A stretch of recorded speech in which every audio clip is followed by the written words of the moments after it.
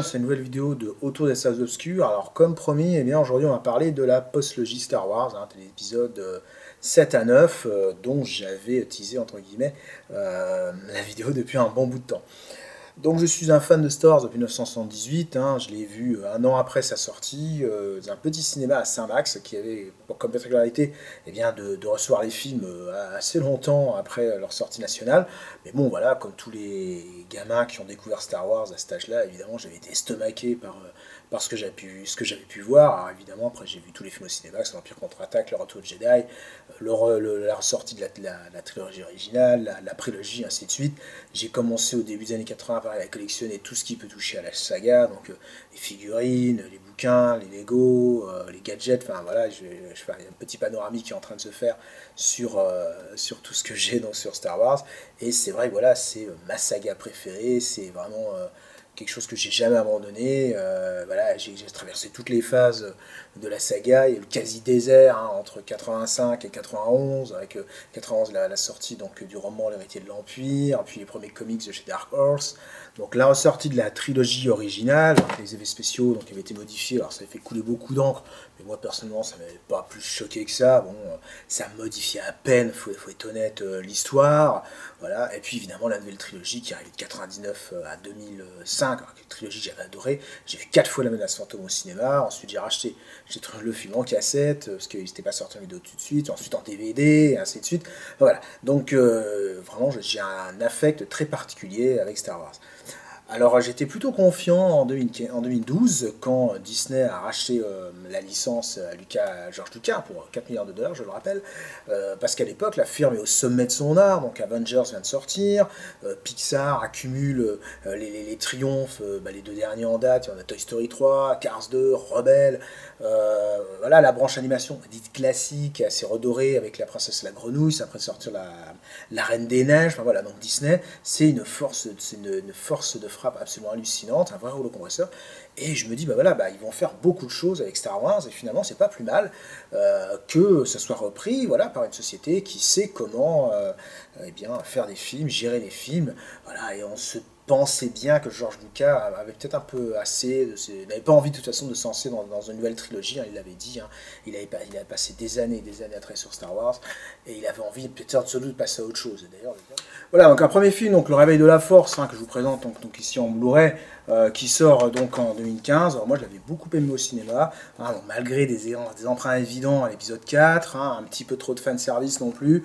Bon, il y a beaucoup de questions qui avaient été mises en route, le personnage de Rey que je trouvais plutôt intriguant, celui de Kylo Ren aussi, Snoke également, enfin il y a ce côté un petit peu mystérieux avec des nouveaux personnages dont on ne sait pas trop d'où ils sortaient, enfin on sentait il y avait un vrai potentiel dans ce premier film, voilà, et J.J. Abrams avait complètement réussi son coup. Alors il avait déjà réussi à relancer Star Trek, je rappelle c'est également lui qui avait créé Lost, une des séries télé les plus formidables de ces 20 dernières années. Il avait mis en orbite Mission Impossible à partir du 3, après les 2 premiers épisodes, voilà. J'avais vu le réveil de la Force Day 2, le deuxième jour, et malgré ça, il y avait quelqu'un qui m'avait spoilé donc, la mort de Yann Solo. Oui, je continue à dire Yann Solo, c'est comme ça que j'ai grandi, pour moi c'est Yann, c'est pas Anne, pardon, voilà. Ça c'est un des petits trucs que je reproche, comme il s'appelle dans le film, c'est que avoir voulu absolument reprendre les noms anglais alors qu'on était habitué, nous, la version française, à d'autres noms, enfin bon bref, c'est pas bien grave, voilà.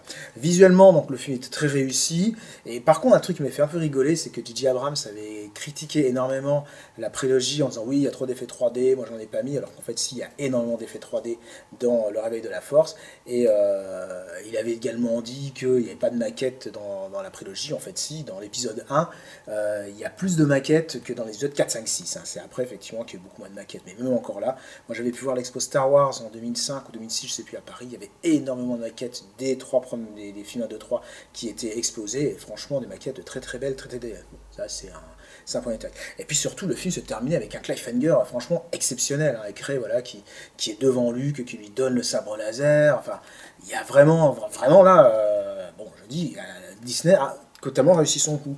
Voilà, donc un an plus tard, donc sort Rogue One. Alors Rogue One, alors là, pareil, excellente film, une idée géniale qui comblait un trou entre les épisodes 3 et 4, une vraie proposition de cinéma, de Karate Wars, un film bien plus pessimiste que le reste de la saga.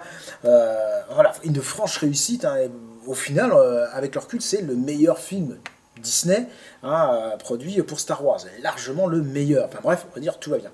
Et puis arrivent donc les derniers Jedi en 2017. Donc là, pareil, je vous présente le Blu-ray avec bon, l'affiche que je trouve beaucoup plus intéressante que l'affiche où on voyait Luke. Voilà.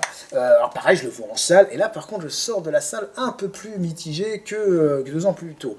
Parce qu'en fait, je trouve que Rian Johnson, il n'a pas fait un Star Wars, il a fait son Star Wars. Il ne s'est pas mis au service de la saga, mais il s'est mis à son propre service, bien au contraire. Voilà, et en fait, il commence déjà par jeter une bonne partie de l'épisode 7 à la poubelle. Luke devient un vieillard aigri. Bon, ça peut se comprendre, vu son échec avec son neveu, mais tout de même, je trouve le traitement du personnage totalement radical. Voilà. Bon, en plus, c'est à peine expliqué, ce revirement. Bon, puis il y a plein de trucs qui ne fonctionnent pas dans le film. Bon, il y a le gag du fer à repasser. Bon, ça n'a rien à voir dans Star Wars. Des passages complètement inutiles, bah, notamment sur la planète Casino. On se demande quel est l'intérêt d'aller là. Des personnages qui ne l'intéressent pas. Il est clairement pas intéressé par Poe Dameron, par Finn, y compris même par Rose. Alors Rose, pareil, il y a une campagne raciste contre elle absolument honteuse de la part de certains fans de Star Wars, qui parfois peuvent être de sacrés connards. Voilà. Mais il est vrai que le personnage était tellement mal développé, on aurait pu à la limite accuser le personnage d'être mal développé, mais pas accuser l'actrice qui n'avait malheureusement rien à voir avec ça. Voilà. Il y a un cynisme aussi dans ce film qui n'a strictement rien à voir avec la saga. Bon, la scène où on nous explique ah bah regardez, telle compagnie elle vend des armes, oh la résistance, oh au premier ordre, enfin voilà, des thèmes qui à mon sens n'ont pas leur place dans un Star Wars. Bon, Leila qui vole dans l'espace, bon alors pourquoi pas, si on avait eu la scène qui clôt quasiment l'ascent de Skywalker, on la voit en train de s'entraîner avec son frère, mais là il n'y a pas ça n'a pas de sens tout ça, enfin voilà, c'est un scénario qui est écrit, je veux dire, un petit peu avec les pieds par moment, ce qui est étonnant parce que Rian Johnson, lorsqu'il avait écrit Looper, il avait vraiment bien réussi son coup, c'est un excellent thriller, de même que À couteau tiré, voilà, ce sont des films très bien écrits, mais là sans doute il a voulu mettre comme je l'ai dit, il a voulu faire son Star Wars et non pas s'occuper de la saga, voilà. Bon, il y a également le faux suspense, voilà, de la flotte de la résistance qui est poursuivie dans l'hyperespace, enfin, ça n'a pas grand sens tout ça. Heureusement, il y a quand même de très belles scènes qui sauvent le film, alors, le combat est de Rey et de Ren contre les gardes de Snoke, l'assaut sur la planète Crète avec ces simili quadripodes impériaux, et ce qui est étonnant dans ces deux scènes, c'est qu'on a tout dans la tonalité rouge, voilà, donc visuellement, graphiquement, le film est très très beau, et puis l'évolution de Kylo Ren qui est intéressante, on sent, voilà, c'est pas juste un Dark Vador de pacotille, mais au contraire, et puis la mort de Luke, là, qui heureusement est très bien traitée, elle est à la hauteur, enfin, du personnage de Luke. Parce que voilà, Luke, pour ceux qui ont découvert Star Wars dans leur enfance, c'est un des héros de leur enfance, plus que Yann Solo, il n'y a rien à dire. Voilà. Donc le public sanctionne un peu le film, il y a une baisse de 400 millions de dollars de recettes, le premier film a rapporté 2 millions, celui-là 1,6 million, pas tout à fait, et on sent déjà que le verre est un petit peu dans le fruit. D'ailleurs, quelques mois plus tard, hop, on a l'arrivée de l'échec de Solo, voilà, pourtant là. Pareil, un bon film, un bon Star Wars, bien réalisé par un Ron Howard que je trouve plutôt inspiré. Mais voilà, on sent que voilà, le fan commence un petit peu à se méfier du Star Wars made in Disney, a l'impression qu'on le dépossède un petit peu de son œuvre, parce qu'il voilà, il faut savoir que le fan de Star Wars peut être extrêmement exigeant. Tous les films ont été très critiqués. Je me rappelle, le Retour du Jedi avait été critiqué à cause des Ewoks, à cause du côté trop Muppet Show du début du film chez Jabba avec toutes les marionnettes, ainsi de suite. La prélogie s'est pris des coups quasiment tout le temps, même si l'épisode 7 m'a remis à peu près tout le monde d'accord, mais revoyez les critiques sur la menace fantôme, c'est absolument délirant, quoi. Alors, sur Jar Jar Binks, sur le fait que Anakin soit un gamin, enfin sur plein de choses, voilà. Donc c'est vrai que les Star Wars ont jamais eu une excellente presse, mais là vraiment là c'est le public qui commence à répondre moins présent. Donc du coup on arrive donc en 2019, donc avec l'ascension donc de Skywalker. Et là, pareil, au départ, ça devait être réalisé par Colin Trevorrow, donc Jurassic World, mais il avait été écarté en 2017, pardon. Alors, de manière traumatisante, selon ses dires. Voilà. Le film aurait dû s'appeler Duel of the Fates, et les personnes qui ont accès au scénario estiment que l'histoire était plus puissante que celle de J.J. Abrams, notamment John Boyega avait dit que son personnage, les personnages afro-américains étaient plus développés dans ce film. Bon. On ne le saura jamais, vu que de toute façon, le film n'a pas été tourné, bon, même si apparemment il existerait des versions en animation qui traîneraient sur le net. Voilà, bon, j'avoue que j'ai pas eu le temps de regarder ça. Voilà. Donc J.J. Abrams, donc, du coup, doit retrouver le fil de la saga. Alors lui aussi, il abandonne les idées de Johnson, hein, à la fin des derniers Jedi, il envoyait tous des gamins qui apparemment maîtrisaient la force. Bon, bah, l'idée est totalement abandonnée. Et il repart dans du classique, donc on a le retour de Palpatine. Alors ça, c'est une idée qu'il avait sans doute piqué dans le comics L'Empire des Ténèbres. Hein, vous voyez Palpatine, effectivement, qui revenait sous la forme d'un clone et qui convertissait Luke au côté obscur.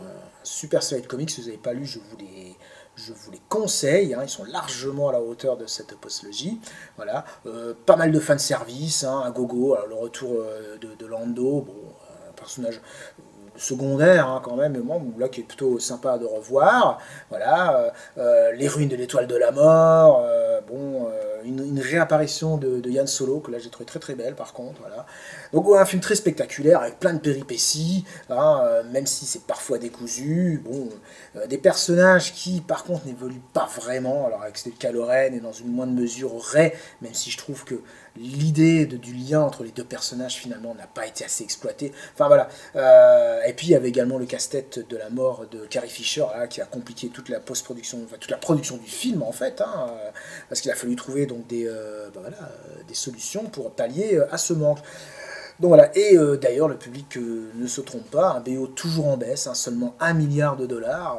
Bon, c'est pas mal, hein, mais c'est 2 fois moins que l'épisode 7. En comparaison, donc l'épisode 3, la revanche des Sith, a engrangé 868 millions de dollars, contre 1 milliard et quelques pour le 1, bon, en comptant les ressorties, mais il n'y avait pas une grosse différence. À l'époque du 3, il y avait une différence, donc une centaine de millions entre le 1 et le 3, voilà, mais pas la moitié des recettes en moins. Donc au final, voilà une conclusion qui n'est pas décevante, hein, mais qui est franchement en dessous de ce qu'on pouvait espérer en 2007. D'ailleurs, la trilogie, elle est très largement en dessous des épisodes 1 à 6. Personnellement, si je devais noter dans l'ordre les épisodes, bah, je mettrais aucun des épisodes 7, 8, 9 dans le top 3, c'est évident. Hein, voilà, parce que j'ai quand même été au final déçu par cette vision qui est clairement... ne retrouve pas le fil de la saga. Alors pourquoi? Parce que tout simplement, bah voilà, c'est une faute, un manque de vision d'ensemble. Lorsque George Lucas, certes, il se fait aider pour les épisodes 5 et 6 pour écrire les scénarios, certes, c'est pas lui qui les réalise, hein, c'est Irving Kirchner et Richard Marquand, mais il est derrière, donc il est là pour souffler, entre guillemets, pour garder l'âme de la saga. L'épisode 1, 2, 3, il les réalise, il les écrit, il sait où il va, il sait d'où il doit arriver, donc évidemment, donc la transformation d'Anakin en Dark Vador. Et là, on a donc 3 scénaristes pour 3 films différents, dont un qui doit reprendre les idées d'un autre, finalement les jeter, pas les garder. Il n'y a pas de vision d'ensemble en fait. Je pense que cette saga post-logie aurait été mieux réussie si elle avait été écrite par un seul homme et surtout s'il y avait une idée dès le départ. Voilà, on va aller de là à là. Et on va développer cette histoire sur 3 films. Là, c'est pas du tout le cas. Et à la fin donc, de l'épisode 9, on se rend compte que finalement, la situation dans la galaxie n'a pas évolué. Voilà, quoi. Pas du tout. Alors qu'entre le 1 et le 3, ça a évolué. Entre le 4 et le 6, ça a évolué. C'est vraiment dommage, quoi, parce que je pense que Disney a gâché un peu cette saga. Alors, ils ont tenté évidemment de se rattraper à la télévision avec plus ou moins de bonheur. Bon, j'ai déjà dit, hein, j'ai adoré Obi-Wan, j'ai beaucoup aimé The Mandalorian, j'ai adoré Andor.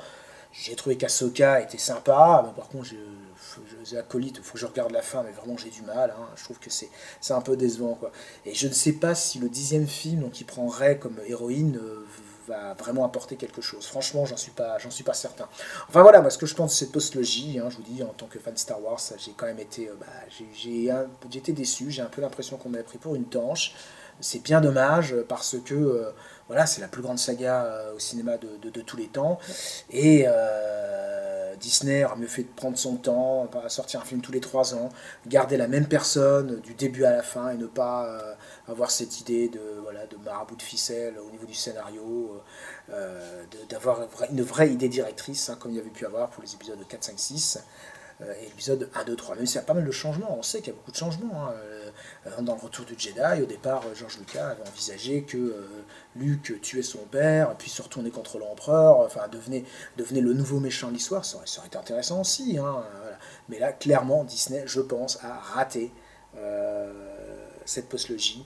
Hein, je dis la faute à une vision d'ensemble. Voilà. Et vous, ben, qu'est-ce que vous en pensez? Est-ce que vous êtes d'accord avec moi? Est-ce que vous êtes plus dur que moi? Parce que j'ai eu des critiques extrêmement dures hein, sur cette postlogie. Ou est-ce que non, bah, vous trouvez que non, c'est des bons films voilà, qui rendent bien hommage à la saga. Enfin, n'hésitez pas à le dire en dessous, en commentaire. N'hésitez pas à partager la vidéo. N'hésitez pas à la liker. Hein, voilà. Et donc, je vous dis, les vrais fans de Star Wars, bon, bah, on espère maintenant que le film sur Rey remettra la saga dans les bons rails. Et puis voilà. Que Disney à la télé, sur Disney+, le Star Wars de Disney+, à la télé, et ben ça remettra des choses aussi intéressantes. Allez, salut!